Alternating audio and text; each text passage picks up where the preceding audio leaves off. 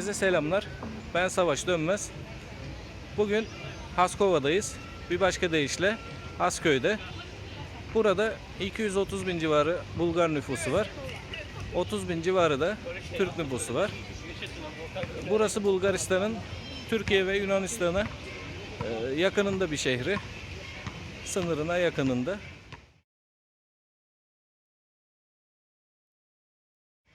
Güzel bir gün var. Güzel bir hava var. İlk izlenimimize göre Haskova'da oldukça güzel. Bugün burayı dolaşmayı planlıyoruz. Haskova'dayız. Bulgaristan'ın bir ili. Şurası otogar herhalde, minibüs otogarı. Çünkü bir sürü minibüs var. Şurada da sanki bilet alışverişi mi diyelim.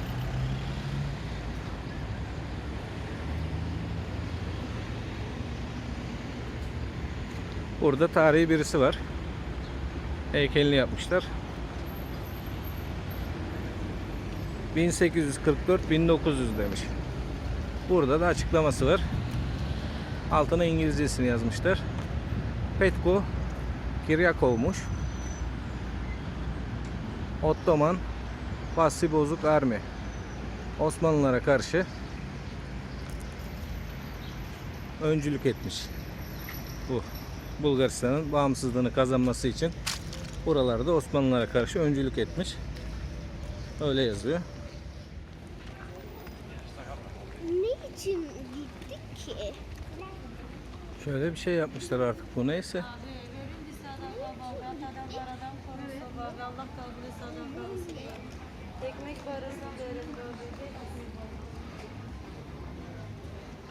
Çok güzel kafeler var. Gaming Club demiş. Jackpot. Bu gaming club'lar oldukça görünüşü güzel. Ağaçların boyutu, yüksekliği mükemmel. Şehri yapmışlar ama mümkün olduğunca ağaçlara dokunmamışlar. Karşı duvarın üstünde Billa yazıyor. Billa market. Burada da magazin diyorlar markete. Bugün 3. günümüz. Durdukça ben de yavaş yavaş öğrendim.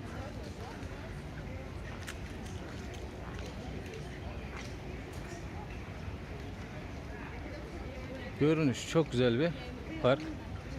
Şu taşın üstünde de Kiril alfabesiyle alt alta isimler yazmışlar. Savaşla ilgili bir anıt olabilir. Belki askerlerin isimleri. İlk görüşte bana onu çağrıştırdı.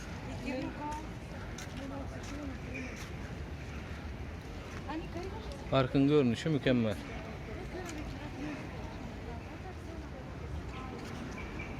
Artık ne binasıysa görünüşü gayet güzelmiş. 1942 yazıyor binanın yukarısında.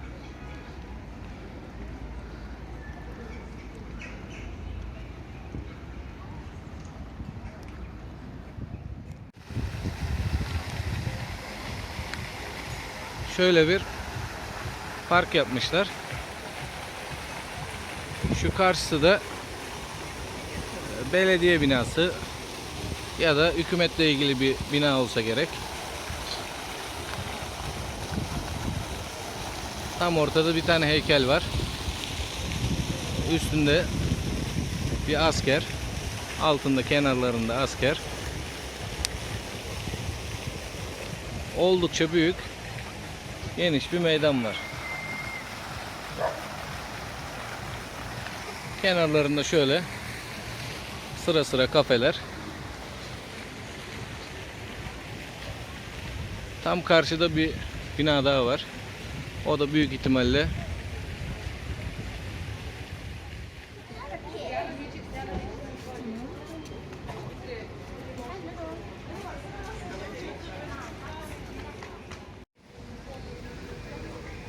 şöyle yukarısında bir saat var. Tam karşıda taştan değil de metalden bir yapı var. Şurada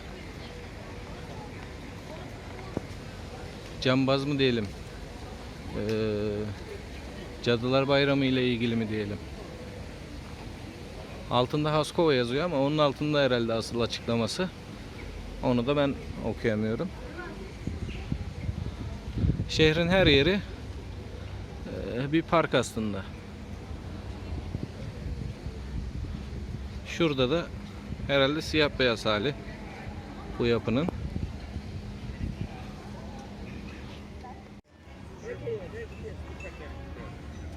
Parkın biri bitmeden diğeri başlıyor. Şöyle ağaçların içinde koyu gölge bir yer var. Burada oturup dinlenip birer çay kahve içsek iyi olacak.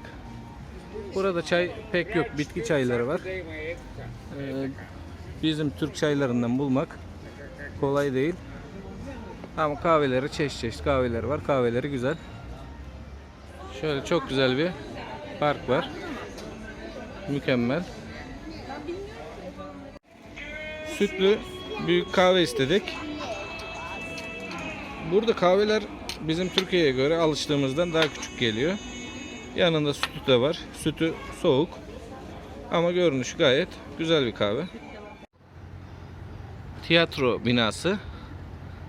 Ivan tiyatro binasıymış. 1921 yazıyor. 1921 yılında mı yapıldı artık bilmiyorum da 1921 Ivan tiyatro binası. Tiyatro binasının yan tarafında komedi, tiyatro yazıyor. Tiyatro binası olduğunu anladıktan sonra o yazılar da okunabiliyor. Çok güzel. Burası pano gibi, duyuru gibi.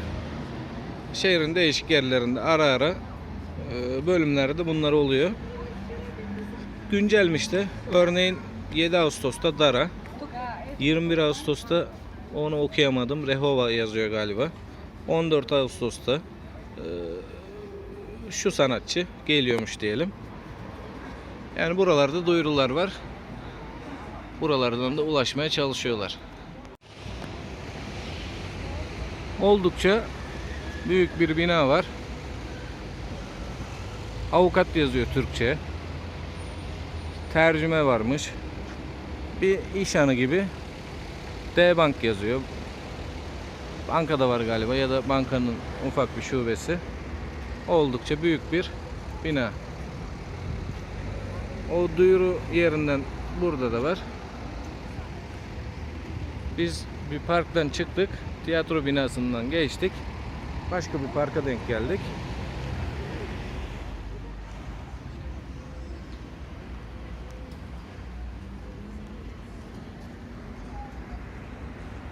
Şurada şehrin yukarısında, tepesinde Meryem Ana var. Oğlu da kucağında. Oğluyla beraber yapılan dünyadaki en büyük Meryem Ana anıtıymış. Haskova'daki. Bu anıt diyelim şehri koruması fikriyle yapılmış 2003 yılında. Bu anıt 80 ton ağırlığındaymış. Anıtın altında da bir kilise var. Haskova'da Meryem Ana anıtı. Haskova'da Haskova Eski Camii var. Oraya da inşallah gitmek istiyoruz. Zamanımız olursa gidebilirsek orayı çok görmek istiyoruz. Haskova Eski Camii de Bulgaristan'daki ilk cami. Bulgaristan'da Çin lokantası.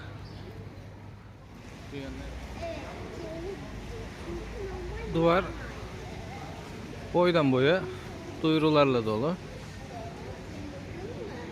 Bunlar artık önemli kişi mi, kayıp mı? Şunlar sanki kaybolmuş gibi geldi bana. Şöyle çok hoş bir bina var.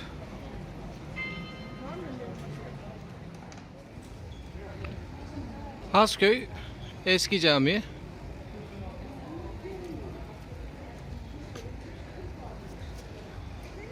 Bugünkü Haskova'daki cami.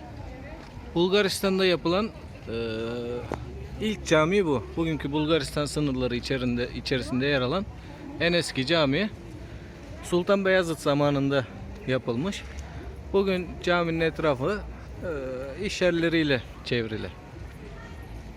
Hasköy Eski Cami ya da şimdiki adıyla Haskova Eski Cami. Bulgaristan'daki ilk cami yapılan.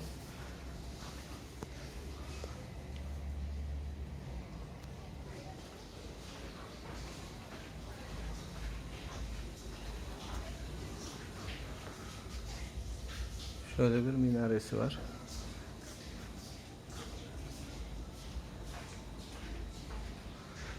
Tam Bulgaristan'ın Haskova'sının merkezinde bir cami.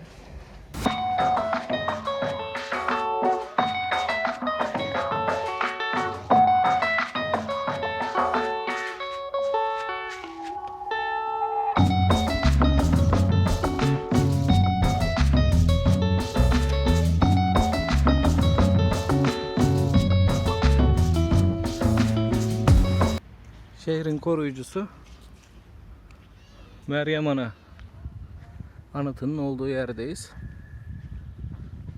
Bir tepede, tepenin de güzel bir Haskova manzarası var. Oraya doğru ilerleyelim.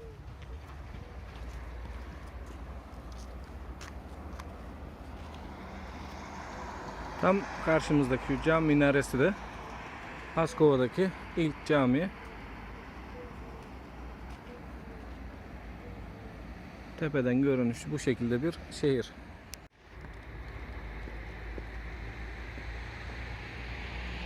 ...14 metre uzunluk, 17 metre genişlik. 2003 yılında Haskova Bulgaristan'da yapılmış. Şu altında kilisesi var. Üstünde de kucağında çocuğuyla Meryem Ana şehri korusun diye yapılmış. Dünyanın en büyük kucağında çocuğuyla beraber olan Meryem Ana anıtı. Meryem Ana anıtının olduğu yerden Haskova şehri.